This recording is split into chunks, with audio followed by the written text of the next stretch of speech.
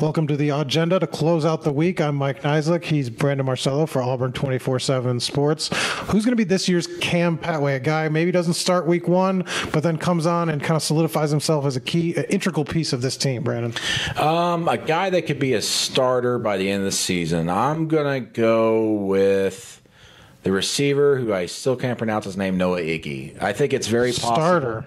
I think it's very possible he could do enough to where maybe he's not playing at the natural position he should be playing at, but he's so fast, he's doing so well that they find a way to get him on the field, and he's a starter early in the season. Does that mean he's playing, 50 snaps a game or whatever? I don't know about that, but I think he'll be relied on much more as the season goes on. That's a guy I could see stepping up and being much more involved with the receiver rotation late in the season. Marquise McLean seems like a guy that could fill that role too, kind of a physical freak that they've kind of talked about looking like a linebacker and step in, because I don't think he's kind of has the edge at that position right at the beginning of the year necessarily. For me, I think Wilson Bell's the guy. I think if he gets comfortable, he's got the size, he's got the mobility and athleticism.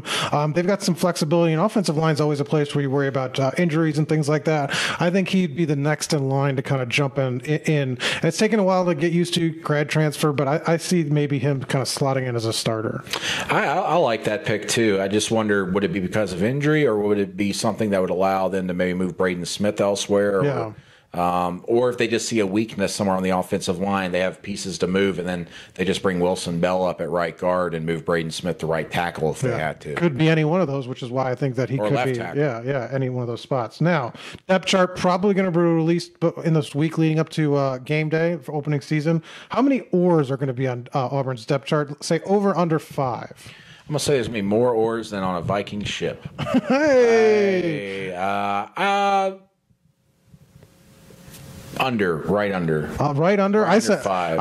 I got a couple right off the top of my head. There'll be an or at running back with the third string, Malik Miller and Cam. I think there'll be 2 on the offensive line. I still think they'll play games with that. I think 2 on the defensive line.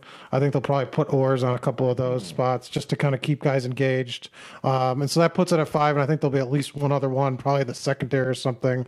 Auburn likes to play. They don't love to be sort of definitive with that depth chart by any means. That's true. I mean, I could see that too. I guess in my mind, a lot of things are kind of solidified. There probably won't be an or next to Jarrett Stidham's name, though. There's I don't probably think one so. that won't. And Ian Shannon, not an or. So not this first week. that's the AUgenda to close out the week. He's Brandon Marcello. I'm Mike Niziolek. Thanks for watching.